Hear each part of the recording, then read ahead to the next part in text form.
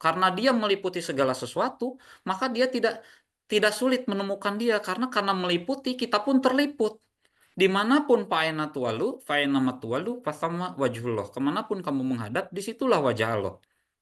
Kan begitu ya? Kemanapun kita menghadap, disitulah wajah Allah, disitulah kehadiran Allah, disitulah kita bisa menemukan makna, disitulah kita bisa menggali, mentadaburi, gitu, bisa menarik, mengambil pesan. Kan gitu. Tidak ada yang terlewat. Ada nggak yang tidak terkurung langit? Misalnya Mas Daru, suatu saat saya mau keluar dari kurungan langit, kemana? Gitu. Seluruh semesta raya ini dikurung oleh langit. Itu ya, itu mungkin ya. Jadi itu yang dipaksakan, yang menjadi dogmatisme adalah pemaksaan pemahamannya. Itu jadi dogmatisme. Ya, gitu. Jadi dogmatisme.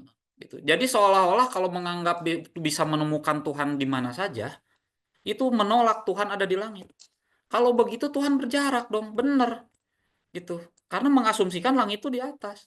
Jadi kita punya pilihan, mau milih langit, Tuhan ada di langit, atau Tuhan ada di mana, bisa ditemukan di mana aja. Karena pemahamannya parsial gitu. Nah, ternyata pada akhirnya yang mempertemukan kita adalah menggali dengan akal sehat, balik lagi. Ketemu kalau pakai akal sehat mah gitu. Jadi tidak perlu menolak Tuhan ada di langit ketika mengatakan Tuhan painama tualu pasama wajullah, karena langit itu meliputi segala-galanya, kemanapun, dimanapun. Mungkin itu ya. Jadi ini tidak dogmatisme, ini akal sehat. Menjadi dogmatisme ketika satu penafsiran yang terbatas dijadikan satu-satunya penafsiran. Dan orang menghakimi orang yang berbeda penafsiran. Nah, kata Mas bilang lagi, ini hanya titik pandang melihat melihat beda. Nah, ketika melihat dari sudut pandang yang lebih lebih mendasar lagi, ternyata dua hal yang tampak bertentangan tidak bertentangan sama sekali. Ternyata ya gitu. Antara Tuhan di mana-mana, maksudnya di mana-mana tuh bukan berarti Tuhannya banyak nah ada di kolong kasur, bukan begitu. Dia maha meliputi, karena itu semua termasuk kolong kasur tidak tidak keluar dari liputan Tuhan. Gitu. Maaf Mas, silakan Mas Ahmed, silakan. Cukup gitu ya. Jadi itu tidak pemaksaan ya. Gitu. Justru kita bisa memahami itu kalau kita menggunakan akal pikiran kita. Agama yang menjadi repot gitu. Oh, agama menjadi tidak, apakah yang semakin tidak masuk akal itu justru semakin ditinggalkan. Islam itu orang banyak berbondong-bondong masuk Islam karena mereka menemukan sesuatu yang lebih masuk akal daripada agama yang mereka anut sebelumnya. Kira-kira begitu. Jadi kunci orang masuk Islam tuh bukan didalilin sebetulnya gitu, karena mereka menemukan, maksudnya bukan didalilin tuh tetap mereka baca dalil ya gitu. Karena mereka ketika mereka baca dalil, akal mereka menemukan sebuah pemahaman. Orang Eropa pintar-pintar sekarang banyak yang masuk Islam dan analisa pemahamannya tuh jago-jago. Padahal mereka bukan kiai, bukan ahli tafsir. Masalahnya gini, kan harus lewat ahli tafsir dulu. Dari dulu banyak yang nggak masuk Islam. Cukup dengan World Trade Center 11 September ya 2001 ya. Dulu orang penasaran. Orang penasaran mau baca Quran. Ini kitab suci apa yang ngajakin orang untuk bunuh orang lain? Saya penasaran, orang pada beli. Ya satu fenomena.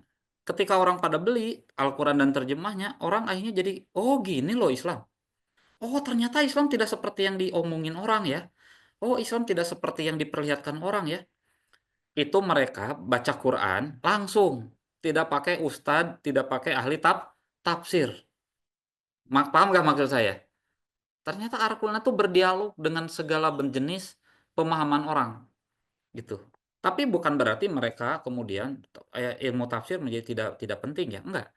Kan dalam penangkapan pertama mereka menangkap sesuatu yang masuk akal.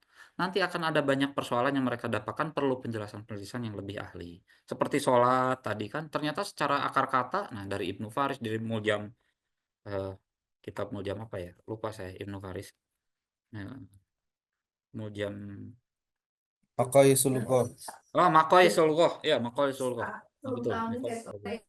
Jelasin, oh ada ahli-ahlinya tuh, ahli kebahasaannya, lebih masuk akal lagi, apalagi kalau kita dedah dari makna harfiahnya satu-satu, kemudian menarik apa implikasi-implikasi logisnya, kira-kira begitu. Jadi tidak keluar tuh Jadi sekarang ketika basisnya sudah kita terima, maka perintilannya kita terima. Nah, kita harus paham bahwa kita ini, agama ini turun kepada manusia yang ciri khasnya adalah bernalar. Dengan nalarnya. Berarti bagaimana kita menggali gitu Al-Quran ini atau menggali ajaran agama yang ritualnya yang hanya yang didoktrinkan tidak secara doktrinal. Oh, kenapa sih? Sekarang gini, anjing. Tuh, apa yang Anda pahami tentang anjing? Najis, kan begitu. Pasti ada yang bilang najis. Pasti yang ada bilang, oh kalau ada anjing di rumah nggak akan ini, nggak akan apa malaikat nggak akan masuk, gitu ya. Terus apa lagi? Oh harus dijauhi. Ada yang sampai kalau ada anjing dilempari batu. Ada, gitu dengan melupakan Allah itu Maha Pengasih, Maha Penyayang. Mungkin lempar batunya sampai baca Bismillah juga, gitu ya. Bisa jadi, gitu. Tapi tahu nggak dalam Al-Quran bahwa anjing itu masuk surga? Mhm. Saya nggak tahu nanti surganya Ashabul Kahfi itu malaikatnya betah ngejagain apa enggak gitu ya karena ada anjingnya gitu. Itu saya nggak tahu tuh gitu. Coba itu bagaimana Al-Qur'an menunjukkan seekor anjing dan ada orang masuk surga di masa lalu hanya gara-gara dia berbagi berbagi air dalam kondisi kritis bagi dirinya sendiri dan kemudian dia melihat ada makhluk lain yaitu anjing yang kehausan dia berbagi masuk surga padahal dia katanya WTS. Kira-kira begitu ya? Itu. Kenapa demikian? Karena dia rela mengorbankan egonya, mengorbankan dirinya untuk menyelamatkan makhluk lain karena ada kasih sayang dalam dirinya. Nah, gitu. Ini bicara anjing, gitu ya. Nah, terus kita kalau wudhu kena jilatan anjing najis, Pak, ya tinggal dicuci. Coba, kenapa begitu? Kira-kira anjing apa maksudnya ya? Kan kembali saya katakan bahwa ritual itu pasti karena Bu Istuli Utami Mama Karimal Alak ritual itu ada pesan moralnya. Gitu. Jangankan ritual Islam lah, Kanjeng Nabi Muhammad, ritual sesajen aja itu ada pesan moralnya. Itu pesan-pesan kemanusiaan sesajen itu. Karena disalahgunakan, dipraktekkan keliru oleh banyak orang yang tidak paham, orang yang jahil gitu ya. Sehingga kemudian prakteknya menjadi terdistorsi. Tapi dari ritusnya mah enggak, pesan moral dan pesan kemanusiaan itu. Saya nggak bisa bahas itu di sini ya, mungkin ada sesi yang lain untuk ngebahas sesajen gitu. Itu pesan kemanusiaan gitu. Pesan menyempurnakan kita supaya menjadi luhur. Kan makanan luhur. Supaya menjadi sosok yang luhur. Luhur budi, luhur eksistensi gitu. Luhur secara rohani. Itu bukan makanan jin gitu ya, bukan gitu. Jadi sholat apalagi gitu. Yang lain ritual apalagi punya makna. Ya mungkin kita tidak boleh ya dekat dengan penjilat gitu. Karena sudah dekat penjilat gitu. Anda yang menjadi nanti tokoh pejabat gitu terlalu dekat dengan orang dan orangnya betul-betul ya anjing itu kan setia ya. Anjing itu setia saking setianya Anda nggak enak nanti untuk berbuat adil. Anda bisa nepotisme, bisa kolusi, bisa melakukan tindakan-tindakan yang melanggar aturan demi nggak apa-apa lah ini mas teman saya, ini saudara saya. Hak orang dibuang, hak orang disingkirkan, diganti dengan orang yang tidak berhak. Gitu. Bisa kan? Karena sudah terjilat kita. Kan najis itu susah itu. Makanya jangan sampai kena jilatan anjing. Bertindaklah secara objektif, netral gitu. Karena anjing itu kehangatan. Simbol kesetiaan, simbol kehangatan. Jangan sampai kesetiaan orang kepada kita, kehangatan orang kepada membuat kita tidak bisa bertindak adil secara moral. Karena moralitas inti dari moralitas itu adalah bertindak adil, proporsional. Jangan sampai gara-gara itu najis susah nyucinya. Nah itu bagi saya tuh. Di sisi lain, Al-Quran bilang kemarin ya, seperti anjing. Gitu. Dikasih tahu tidak dikasih tahu, innalladzina kafaru sawaun alaihim anzartahum seperti itu, alam turun layu minun seperti anjing, julun lidah, itu nggak dikasih diperingati ini, nggak diperingati juga julun lidah, nggak nyambung dah, karena fokusnya kepada yang lain, gitu. Ada buruk.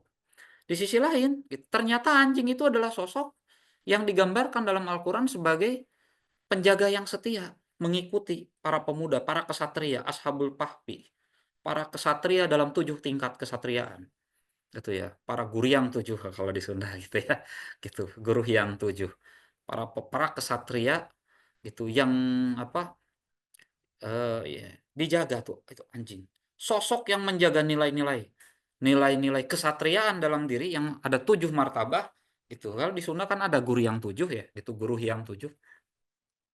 7 tingkat spiritualitas, 7 amanat wasiat, 7 level kelangitan gitu. 7 tingkat kespiritualan dijaga oleh sosok sosok anggaplah Ashabul Kahfi itu satu paket ya gitu. Anggaplah satu paket eksistensial diri kita dari anjingnya sampai ke tujuh langitnya, bumi dan 7 langitnya. Kan dalam diri kita juga ada hewannya. Ada nggak dalam diri kita hewan? Apa itu manusia? Hayawanun natik. Unsur dari kita tuh manusia. Itu hewan. Masuk kepada Homo sapien. Gitu. Ini unsur keragaannya. Raga yang tidak punya dedikasi kepada spiritualitas, yang 7 tingkat itu, yang 7 lapis langit itu raga murni. Jadilah kirodatan. Kunu kirodatan. Jadilah gitu hamba-hamba yang tidak lagi menghamba akan tapi menjadi monyet yang rakus. Itu gambaran yang itu ya orang-orang Yahudi masa lalu ya gitu. Jadi monyet artinya betul-betul murni Homo sapien yang tidak memiliki ikatan dengan keadamannya, dengan batara hyang, guru hyangnya, dengan diri sejatinya yang spiritual, yang ruhani, itu entitas keruhanian. Kan nggak jadi monyet. Nah, jangan jadi monyet. Kalau bisa kita jadi anjing. Kan gitu ya gitu. Apa? Sosok yang setia menjaga, menghambakan diri kepada apa? Nilai-nilai yang amanat wasiat yang 7 lapis langit itu. Itu amanat kelangitan. Itu amanat yang luhur. Itu amanat apa? Amanat uluhiyah gitu. Amanat apa? Amanat profetik gitu. Ini jadi seperti anjing. Kan gitu ya. Seperti para dulu kalau di Indonesia itu para para resi, para ratu, bukan ratu itu bukan perempuan ya, bukan queen. Ada ratu adil kan gitu kan bukan queen, bukan perempuan. Para ratu, para resi, para rama, situ rasi, ratu, rama, situma dan para hyang. Rahyang itu bukan Tuhan ya gitu, bukan Tuhan. Rahyang itu pancaran Tuhan. Itu itu pancaran, hyang itu ininya.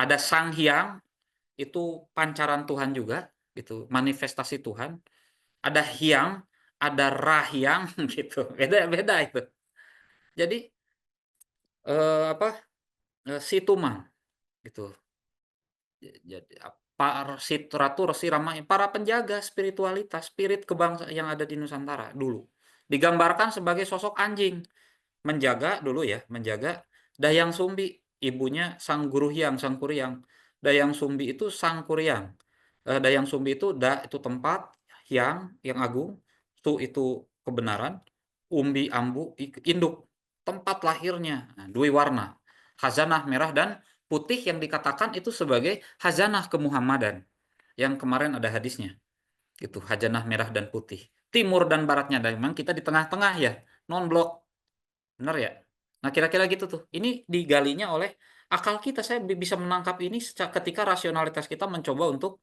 menelaah dan mendedah. Oh, kan jadi apa yang tadinya tidak terbuka menjadi terbuka. Sholat apa sih? Kenapa harus berdiri? Pernah nggak kita pikirin? Kenapa harus duduk? Kenapa harus sujud? Kenapa harus? Nah, karena itu saya ingat dulu yang Siliwangi pernah bilang begini, maaf ya, gitu. Anda boleh setuju tidak? Kamu bukan ke saya, ke yang bisa ngelihat. Kamu harus bisa sholat sebelum sholat dan sholat setelah sholat. Nah, disitulah mulai kajian. Loh, kok bisa begitu ya? Sholat sebelum sholat, sholat setelah. Maksudnya apa ya? Nah, ditanyakan dulu. Yang bisa ngelihat, ditanyakan ke almarhum Bapak. Oh iya, sholat dalam kehidupan dengan sholat dalam ritual. Sebelum ritual harus ada ritualnya, simbolnya, ada makna, kenyataan, realitas gitu. Jadi bagaimana kita mentahkik gitu. Mentahkik bukan dalam pengertian itu ya merealisasikan kan para para orang spiritual itu para sufi gitu ya itu para muhakkik para urofa orang-orang yang sampai makrifat tuh dia sebut sebagai muhakkik merealisasikan apa yang dijelaskan makna-makna di balik ritual-ritual tadi oh merealisasikan sujud merealisasikan berdiri ruku duduk itu simbol semua nah sekarang untuk menangkap makna di balik simbol pakai apa nggak mungkin pakai hidung kan gitu kan dia pasti pakai kesadaran